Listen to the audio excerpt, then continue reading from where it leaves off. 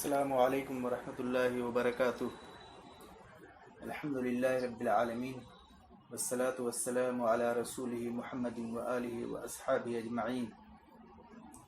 اعوذ باللہ من الشیطان الرجیم، بسم اللہ الرحمن الرحیم۔ رب اشرح لی صدری ویسر لی امری واحلل عقدۃ من لسانی یفقہوا قولی۔ خواتین و حضرات، اللہ کا لاکھ لاکھ شکر احسان ہے کہ اس نے ہم تمام لوگوں کو آن لائن جمع کیا اور قرآن و حدیث پر مبنی ارشادات سننے کی توفیق عطا فرمائی، فللہ الحمد۔ ویسے تو آج کل دور کورونا کی مہاماری کا دور چل رہا ہے اور اس میں اضافہ ہی ہوتا جا رہا ہے۔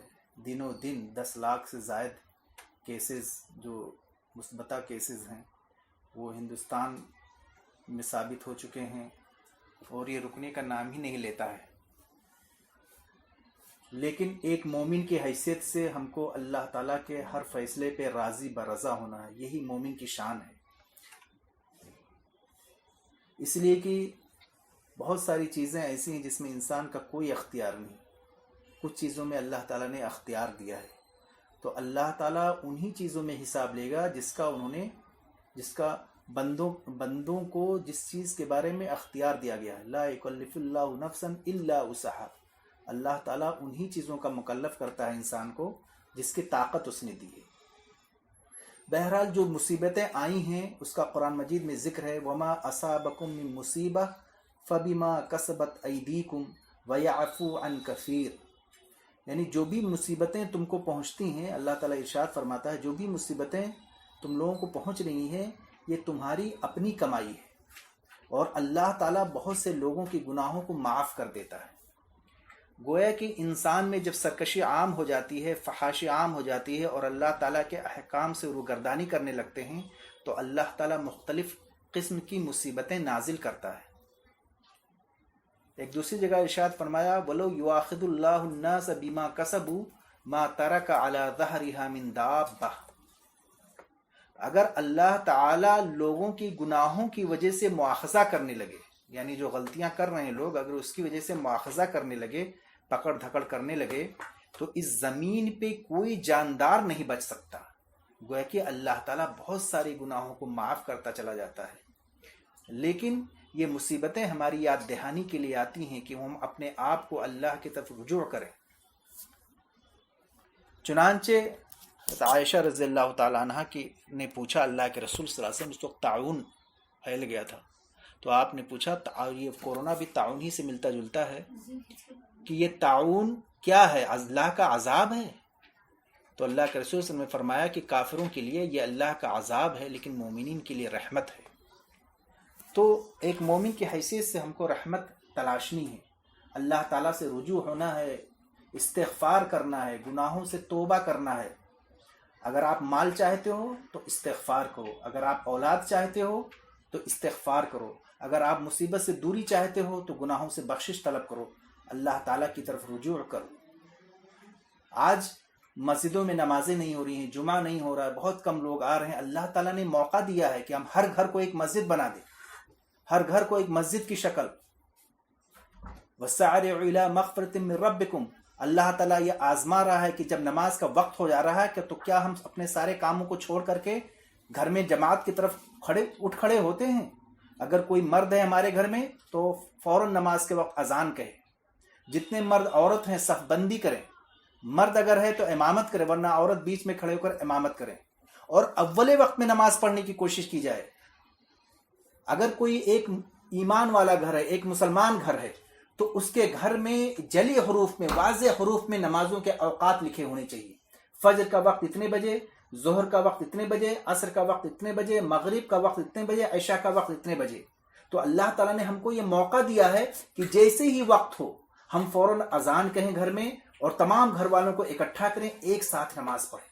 دیکھیے اللہ تعالیٰ نے کتنی رحمت دی، کتنی حکمت، کتنی آزادی دی ہے کہ اگر مسجد میں نہیں جا سکتے تو ہم گھروں میں نماز پڑھیں اور انشاءاللہ پوری جماعت کا ثواب ملے گا۔ تو ہم اپنا محاسبہ کریں، حاسبوا قبل ان تحاسبوا، ہم کو اپنا محاسبہ کرتے رہنا چاہیے قبل اس کے کہ اللہ تعالیٰ قیامت کے دن ہمارا حساب کرے. تو کیا ہم اس مہاماری کے دور میں جو اللہ نے ہم کو موقع عطا فرمایا، کیا ہم نے اپنے گھروں کو اس طرح بنایا؟ یہ ہمارے اختیار میں ہے، اس لیے کہ اللہ تعالیٰ اس کے بارے میں سوال کرے گا. جب بھی نماز کا وقت ہو ہم فوراً اذان کہیں گھر میں اور فوراً نماز کے لیے تیاری کریں. بہت سے لوگ سستی کرتے ہیں، کہتے ہیں رے اب تو پڑھ لیں گے، کوئی ایک پڑھ رہا ہے کوئی دوسرا پڑھ رہا ہے ادھر. بتائیے جب جماعت کا 27 گنا زیادہ ثواب ہے تو ہم کیوں اس ثواب سے محروم ہو رہے ہیں؟ یہ چھوٹی چھوٹی نوکیاں قیامت کے دن ہمارے لیے بہت کارآمد ہوں گی. اس دن جس دن کوئی کسی کا کام نہیں آئے گا. یوم یفر المرء من اخیہ امہ و ابیہ و صاحبتہ و بنیہ. وہاں میاں بیوی سے بھاگے گا، بیٹا باپ سے بھاگے گا، ماں اپنے بیٹے کو دیکھ کر کے بھاگ جائے گی. اس وقت یہ چھوٹی چھوٹی نیکیاں کام آئیں گی. تو ہم 27 گنا زیادہ ثواب اللہ تعالیٰ دے رہا ہے، تو اس سے خدا را اپنے آپ کو محروم نہ کرے. جب بھی نماز کا وقت ہو جائے، یہ ہماری آزمائش بھی ہے اور یہ موقع بھی ہے. مرد لوگ مسجد میں نماز پڑھتے تھے، عورتیں یہاں پڑھتی تھی. اس طرح سے ہمیں اپنے گھروں میں نماز کو آزمانے کا وقت دے کہ کیا کوئی صحیح نماز پڑھ رہا ہے یا نہیں، کہیں کوئی غلطی کر رہا ہے، اس کو سدھارنے کا بھی موقع اللہ تعالی ہم کو دے رہا ہے. لہٰذا ان چیزوں سے فائدہ اٹھانا چاہیے اور ہم کو اللہ کے سامنے اپنے ساری گناہوں سے توبہ کر کے اللہ کی طرف رجوع کرنا چاہیے، جو ہماری کمیاں ہیں، تاکہ اللہ تعالیٰ اس مصیبت کو کم کر دے، اس مصیبت کو دور کر دے. ظاہر ہے بغیر اس کے یہ مصیبت دور نہیں ہو سکتی. قرآن مجید میں سورۃ توبہ میں اللہ تعالیٰ نے ارشاد فرمایا ہے قُلْ إِنْ كَانَ آبَاؤُكُمْ وَأَبْنَاؤُكُمْ وَإِخْوَانُكُمْ وَأَزْوَاجُكُمْ وَعَشِيرَتُكُمْ وَأَمْوَالٌ اقْتَرَفْتُمُوهَا وَتِجَارَةٌ تخشون كسادها ومساكن ترضونها أحب إليكم من الله ورسوله وجهاد في سبيله فتربصوا حتى يأتي الله بأمره والله لا يهدي القوم الفاسقين.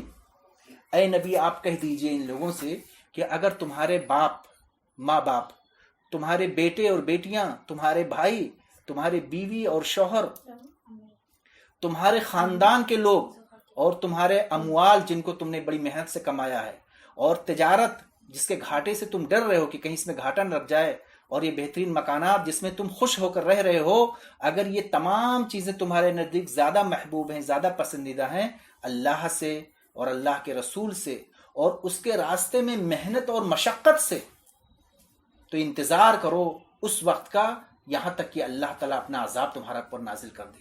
اور اللہ تعالیٰ فاسق قوموں کو ہدایت نہیں دیتا ہے.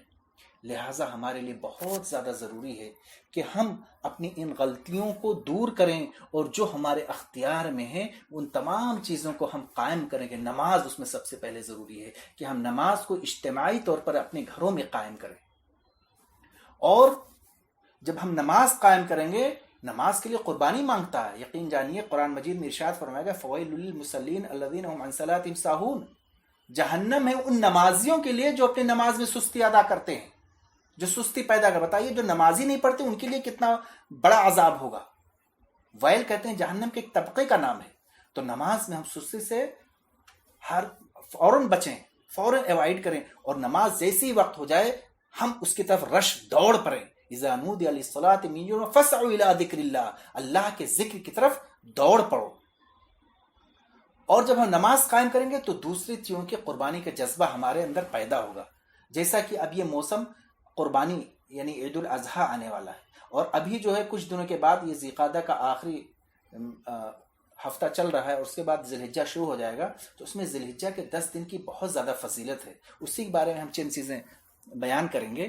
چونکہ 2 عیدیں ہمارے لیے یعنی مومنوں کے لیے اللہ تعالیٰ نے 2 عیدیں متعین فرمائی ہیں، ایک عید الفطر اور عید الاضحیٰ. تو گویا کہ یہ عید الاضحیٰ یہ دوسرا ملی تہوار ہے. اور آج سے ہزاروں سال قبل اس روز کس کی یاد میں منایا تھا؟ اللہ کے ایک بندے نے یعنی ابراہیم علیہ السلام نے ایثار اور قربانی کی ایسی نادر مثال پیش کی تھی جو اللہ تعالیٰ کو اتنی بھائی کہ اسے قیامت تک کے لیے زندہ جاوید کر دیا گیا. اور یہی عید قرباں اللہ کے اسی بندے کی جذبے ایثار کی یادگار ہے. اللہ کے اس بندے نے خواب میں دیکھا کہ وہ اپنے نور نظر اور لخت جگر حضرت اسماعیل علیہ السلام کے حلق پر چھری پھیر رہا ہے.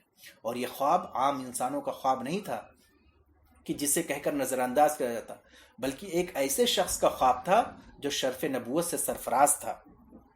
اور نبی کا خواب وحی کا درجہ رکھتا ہے، یعنی اللہ کے حکم کا، اس لیے بغیر کسی ادنا تأمل اور ہچکچاہٹ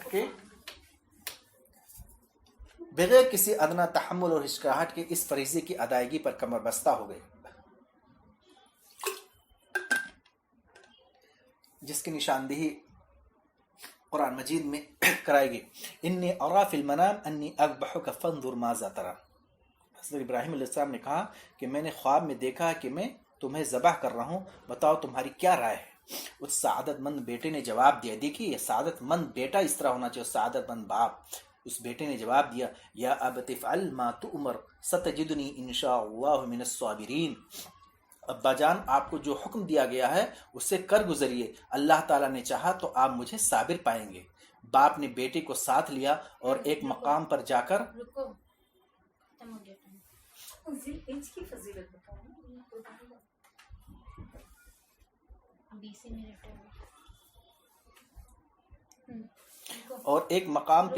کے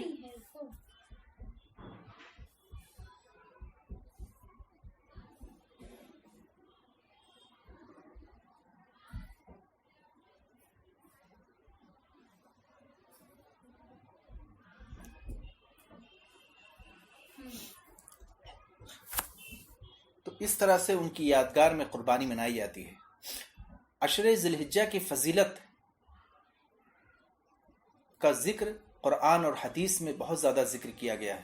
افسوس ہے ہمارے اوپر کہ جن چیزوں کا ذکر نہیں ہے اس کے بارے میں ہم بہت دھوم دھام سے مناتے ہیں، جیسے عشرہ محرم، اس کے بارے میں بہت ساری بدعتی تصورات ہیں۔ صرف وہاں پر 10ویں محرم کا روزہ ثابت ہے، باقی کچھ نہیں، لیکن اس کے بارے میں اتنا دھوم دھام سے منایا جاتا ہے۔ لیکن ذی الحجہ کے مہینے میں یہ شرف حاصل ہے کہ اس میں اسلام کا ایک اہم رکن حج ادا کیا جاتا ہے۔ اسی طرح سے عید قرباں بھی اسی مہینے کی 10 تاریخ کو منائی جاتی ہے۔ اسی لیے قرآن مجید میں ذکر ہے والفجر ولیال عشر، اللہ تعالیٰ نے قسم کھائی ہے فجر کی اور 10 راتوں کی۔ تو تمام مفسرین نے اس سے ذی الحجہ کی 10 راتیں مراد لی، اور اسی سے ذی الحجہ کے پہلی 10 دنوں کی فضیلت کا ثبوت ہوتا ہے۔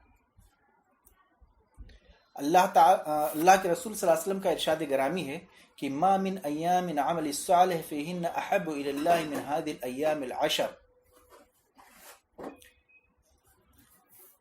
کہ اللہ کے رسول صلی اللہ علیہ وسلم نے فرمایا کہ جتنا کوئی نیک عمل اللہ تعالیٰ کو ان 10 دنوں میں، یعنی ذی الحجہ کے پہلے 10 دنوں میں پسند ہے، اتنا کسی دن میں پسند نہیں۔ تو آپ سے صحابہ کرام نے پوچھا، اے اللہ کے رسول، کیا جہاد فی سبیل اللہ بھی نہیں؟ آپ نے جواب دیا، ہاں جہاد فی سبیل اللہ بھی نہیں، مگر وہ شخص جو اللہ کی راہ میں جان اور مال کے ساتھ شہید ہو جائے۔ عبداللہ ابن عمر رضی اللہ تعالیٰ عنہ سے روایت ہے کہ اللہ کے رسول صلی اللہ علیہ وسلم نے فرمایا کہ ما من ایام اعظم عند اللہ ولا احب الیہ من العمل فیہن من هذه الایام العشر، اللہ تعالیٰ کے نزدیک کوئی عمل اتنا باعظمت اور محبوب نہیں جتنا وہ عمل ہے جو ان 10 دنوں میں کیا جائے۔ تو ان 10 دنوں میں تم بہت زیادہ تحلیل کرو، یعنی لا الہ الا اللہ محمد رسول اللہ، تکبیر کہو اللہ اکبر، اور تحمید کہو یعنی الحمدللہ۔ تو لا الہ الا اللہ، اللہ اکبر والحمدللہ، اس کا ورد کیا کرو، اس کو دہراتے رہو۔ عشرہ ذی الحجہ میں کیے گئے عمل کی فضیلت کی وجہ کیا ہے، اس کے بارے میں مختلف توجیحات بیان کی گئی ہیں، لیکن اس کی اصل حقیقت اللہ ہی جانتا ہے۔ ہمیں تو اس فضیلت پر یقین رہ کر ان 10 دنوں میں زیادہ سے زیادہ نیک اعمال کرنے چاہیے، کیونکہ یہ فضیلت صحیح احادیث میں بیان کی گئی ہے۔ ذی الحجہ کی 9 تاریخ کو یوم عرفہ کہا جاتا ہے۔ اس دن حجاج کرام عرفہ میں وقوف کرتے ہیں، یعنی صبح سے لے کر سورج غروب ہونے تک وہاں ٹھہرتے ہیں اور اللہ سے خوب دعائیں کرتے ہیں۔ اس دن وہاں حاجیوں کے لیے روزہ رکھنا غیر مستحب ہے، لیکن غیر حاجیوں کے لیے اس دن نہ صرف روزہ رکھنا جائز ہے بلکہ بہت فضیلت والا ہے۔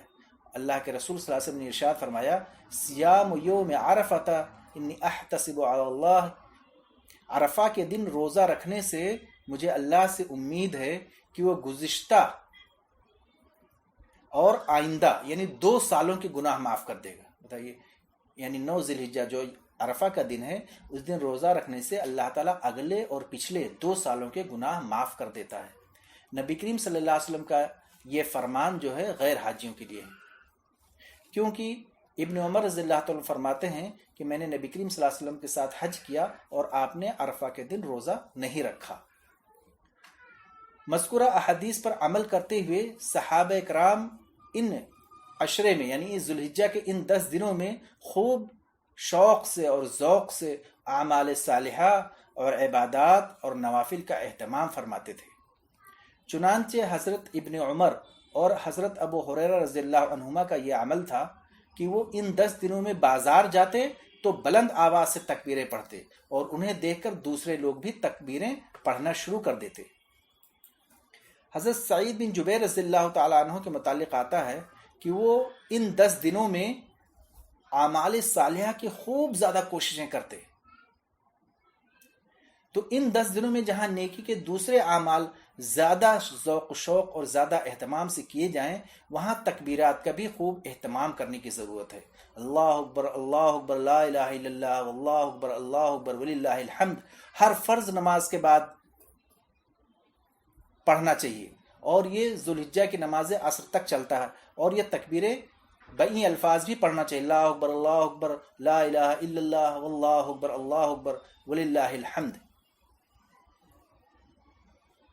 حضرت علی اور حضرت مسعود رضی اللہ تعالیٰ عنہ سے ثابت ہے کہ عرفے کی صبح سے ایام تشریق کے آخر تک تکبیرات پڑھے جائیں، لہٰذا یہ تکبیرات بھی سارے ہی عشرے میں 13 ذو الحجہ کے عصر کے وقت تک پڑھی جائیں، اور صرف نمازوں کے بعد ہی نہیں بلکہ دیگر اوقات میں بھی پڑھنا چاہیے۔ لہٰذا حافظ ابن حجر نے حضرت سلمان سے منقول یہ الفاظ اللہ اکبر اللہ اکبر کبیرہ یہ بھی صحیح ہے اور یہ بھی پڑھا جا سکتا ہے۔ جو شخص قربانی کی نیت کرے اس کے لیے یہ بھی ثواب کا کام ہے کہ جب وہ ذو الحجہ کا چاند دیکھے تو وہ حجامت نہ کرائے، یعنی نہ اپنے بال کاٹے اور نہ ناخن کاٹے، بلکہ ذو الحجہ کے چاند دیکھنے سے پہلے ان تمام چیزوں سے فارغ ہو جائے۔ اس حدیث سے اس بات کی تاکید معلوم ہوتی ہے کہ قربانی کی نیت رکھنے والے شخص کو حجامت کروانے اور ناخن تراشنے سے اجتناب کرنا چاہیے۔ ایک حدیث میں آتا ہے کہ ایک شخص نے یہ کہا کہ میرے پاس قربانی کرنے کی طاقت نہیں ہے، تو آپ نے اس سے فرمایا کہ تم 10 ذی الحجہ کو اپنے بال بنوا لینا، ناخن تراش لینا، اور تو یہی اللہ کے نزدیک تمہاری قربانی ہے۔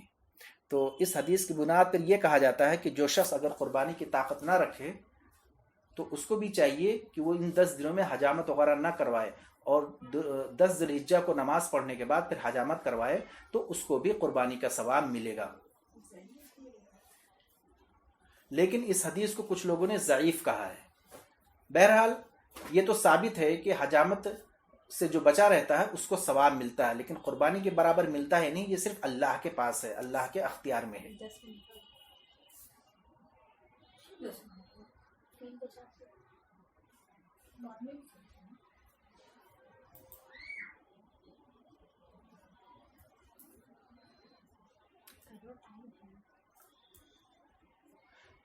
تو اس سے یہ ثابت ہوا کہ ان 10 دنوں میں ہم کو زیادہ سے زیادہ عبادت کرنی چاہیے، نوافل زیادہ سے زیادہ پڑھنے چاہیے، ذکر و اذکار کرنے چاہیے، قرآن کی تلاوت کرنی چاہیے، اور ان دنوں میں اللہ تعالیٰ ان تمام چیزوں کا ثواب بڑھا دیتا ہے۔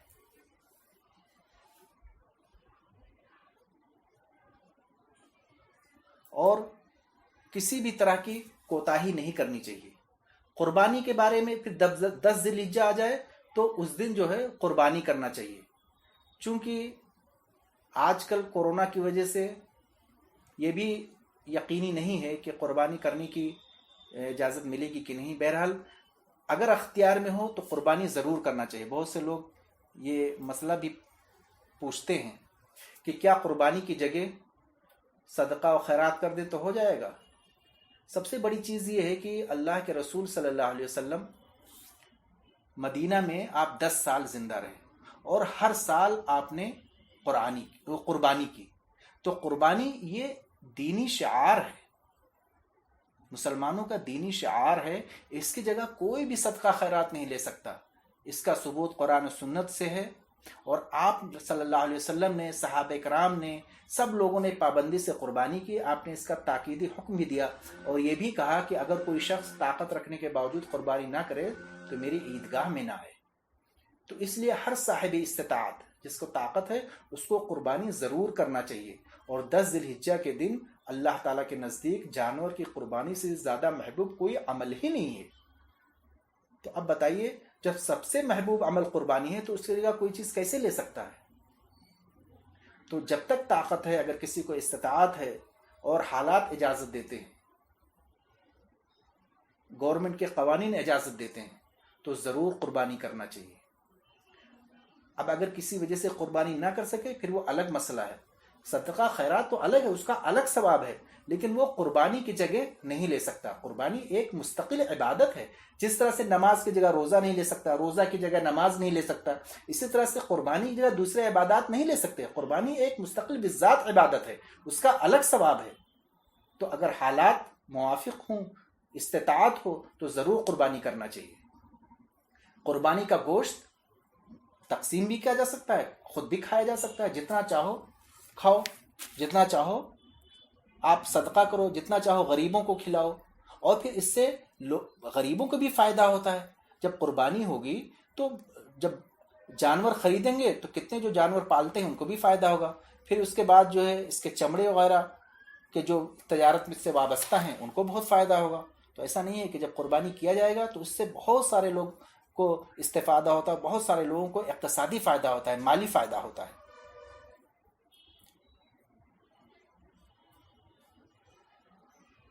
حضرت عبداللہ ابن عمر رضی اللہ تعالیٰ عنہ سے ایک شخص نے پوچھا کہ کیا قربانی واجب ہے؟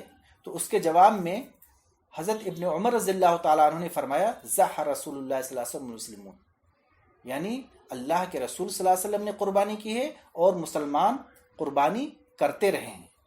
اور یہی تمام اہل علم اور تمام علماء کے نزدیک ہے کہ یہ سنت موقدہ ہے. کچھ لوگ کہتے ہیں واجب بھی ہے، اس کی وجہ سے کہ آپ نے ان کو عیدگاہ میں آنے سے منع کیا ہے. ایک اور صحابی ہے تو ابو مسعود انصاری رضی اللہ تعالیٰ کے بابت آتا ہے، وہ کہتے ہیں میں خوشحال ہونے کے باوجود قربانی نہیں کرتا اس ڈر سے کہ کہیں پڑوسی یہ نہ سمجھ لے کہ قربانی میرے لیے ضروری ہے. ایک قرآن مجید میں ہے کہ فصل لربک وانحر، اپنے رب کے لیے نماز پڑھیے اور قربانی کیجیے. تو اس میں بھی کہا گیا کہ آپ نماز پڑھیے اور اس کے بعد قربانی کیجیے.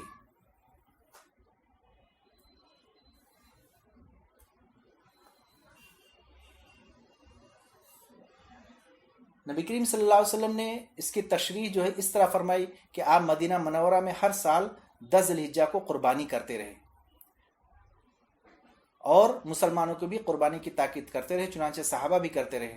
اور آپ نے قربانی کی بابت یہ فرمایا کہ 10 ذی الحجہ کو ہم سب سے پہلے عید کی نماز پڑھیں اور اس کے بعد جا کر جانور ذبح کریں. ان اول ما نبدأ به فی یومنا هذا ان نصلی ثم نرجع فننحر، یعنی سب سے پہلی چیز سے ہم اپنے اس دن عید الاضحیٰ کی ابتدا کریں گے اور وہ یہ ہے کہ ہم عید کی نماز پڑھیں گے، پھر عیدگاہ سے واپس جا کر قربانی کریں گے. جس نے اس طرح کیا وہ یقیناً ہمارے طریقے کو پہنچ گیا، اور جس نے عید کی نماز سے پہلے جانور ذبح کیا اس نے گویا کہ اپنے گھر والوں کے لیے گوشت میں جلدی کی.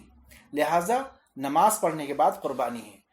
اور جس طرح نماز عید الفطر واجب ہے، فرض ہے، اسی طرح سے عید الاضحیٰ کی نماز بھی فرض ہے. اگر عیدگاہ نہیں جا سکتے تو آپ گھر میں پڑھیں. کوئی خطبہ دینے والا نہیں ہے تو صرف خالی 2 رکعت پڑھ لیجئے. پہلی رکعت میں 7 تکبیریں اور دوسری رکعت میں 5 تکبیروں کے ساتھ. تو اس طرح سے نماز عید الفطر کی طرح نماز عید الاضحیٰ بھی فرض ہے اور سارے لوگوں پہ فرض ہے، اس لیے کہ حائضہ عورتوں کو چھوڑ کر کے باقی سب لوگوں کو فرض ہے. اور اس کی فرضیت کی دلیل یہ ہے کہ اللہ کے رسول صلی اللہ علیہ وسلم نے حائضہ عورتوں کو بھی کہا کہ وہ عیدگاہ میں تشریف لائیں.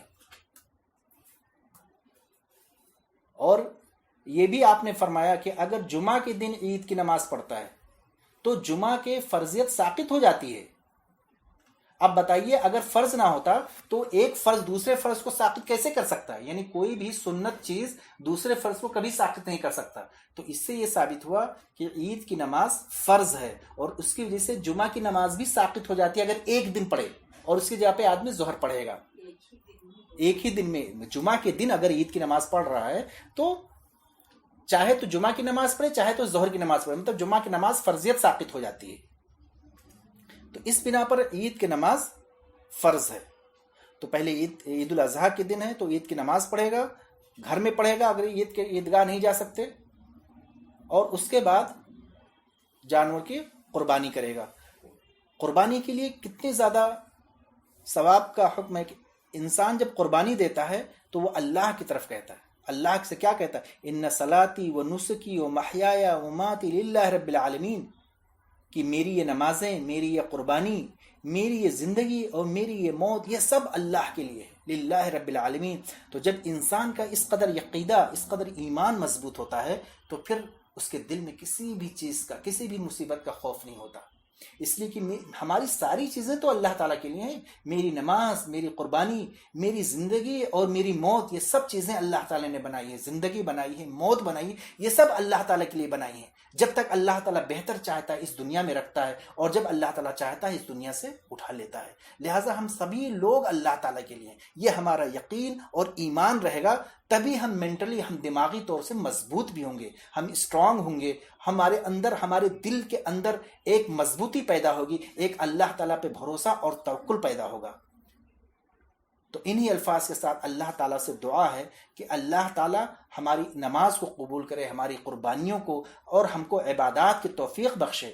ان 10 دنوں میں بھی ہم کو عبادات کی توفیق بخشے. زیادہ سے زیادہ ہم غریبوں کا خیال رکھیں، ہم احتساب کریں اپنا، ہم نماز کی پابندی کریں، اور اپنے گھر والوں کو اس پہ عمل کرنے کی مجبور کریں، اس پر عمل کرنے کے لیے ان کو ابھاریں، اور اللہ تعالیٰ سے دعا کریں کہ اللہ تعالیٰ ان تمام چیزوں کا ہمیں توفیق دے. یا حی یا قیوم برحمتک استغیث. وآخر دعوانا ان الحمد للہ رب العالمین، والصلاة والسلام علی رسول محمد وآلہ وصحبہ اجمعین. السلام علیکم.